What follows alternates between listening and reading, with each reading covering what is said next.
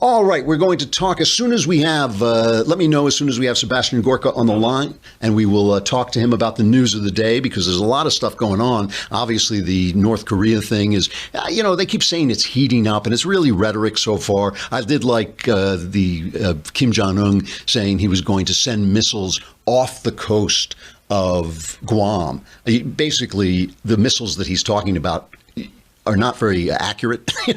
They're really, he says we're going to send them like 30 miles off the coast, and they're accurate to a range of around there. So, he's trying to blow up Guam. The last time they set off these missiles, these particular missiles that he's talking about, I can't remember the name of them, 3 out of 4 of them blew up. They'd failed. So, the guy really has a big mouth. And, whereas our nuclear weapons arsenal is pretty good. And so he's kind of messing around. This guy is out of his mind. And I really everybody was so hysterical about Trump saying he was going to bring fire and fury. But that's what I want. I want this guy over there thinking how crazy is Donald Trump? I don't know. Anyway, the other thing that's really been interesting. There's this interview going around. We should play this. 1999, Donald Trump, talking about whether he might run for president, is talking to Tim Russert. And this is back in the day, right, when the Democrats are still telling us, this is after Clinton told us, we've made a deal with North Korea, it's going to be great. And Trump, here's in 1999 saying, not so great.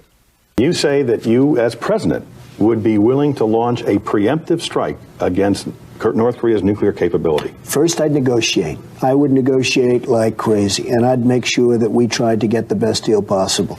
Look, Tim, if a man walks up to you on a street in Washington, because this doesn't happen, of course, in New York, but if a man walks up and puts a gun to your head and says, give me your money, wouldn't you rather know where he's coming from before he had the gun in his hand? And these people in 3 or 4 years are going to be having nuclear weapons. They're going to have those weapons pointed all over the world, and specifically at the United States. And wouldn't you be better off solving this really potentially unbelievable, and the biggest problem, we can talk about the economy, we can talk about Social Security.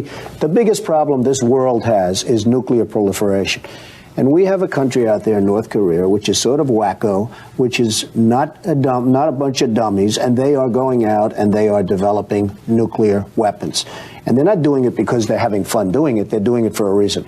And wouldn't it be good to sit down and really negotiate something, and ideally negotiate? Now, if that negotiation doesn't work, you better solve the problem now than solve it later, Tim. And you know it, and every politician knows it, and nobody wants to talk about it. Jimmy Carter, who I really like, he went over there. It was so soft. These people are laughing at us. Jimmy Carter undermined Clinton and really convinced him to go ahead with this stuff. He says he really liked him. That was back in the days when he was a Democrat. But, so he's been talking about this. And it is true that everything that's happening now, he inherited. You cannot blame him. And yet the press, no matter what this guy says, no matter what Trump says, it's always going to be the most negative approach they can take to it. So anyway, he's Kim Jong-un is threatening Guam. The guy in Guam is happy that Trump is standing up to him. We have the governor of Guam had this to say. As far as I'm concerned, as an American citizen, I want a president that says that if any nation such as North Korea attacks Guam, attacks Honolulu, attacks the West Coast, that they will be met with hell and fury. What I'm concerned about is if a U.S. senator says initiate an attack and causing a war, and remembering that they're in the Mariana Islands, this is American sovereign soil. This is 600-mile archipelago of islands similar to Hawaii, where there are over 200,000 American citizens. Right. So it's important that as we make decisions, that those folks that are in a position of leadership, that they understand too that war is the last option, because not only will tens of thousands American military forces and dependents be affected by a regional war, right, but because the Western Pacific has American soil in it, then a couple of 100,000 Americans could get caught in the crosshairs. So that's Eddie Calvo, the governor of Guam, saying he's happy Trump is saying this. We're Americans over here. We want a strong president standing up to him.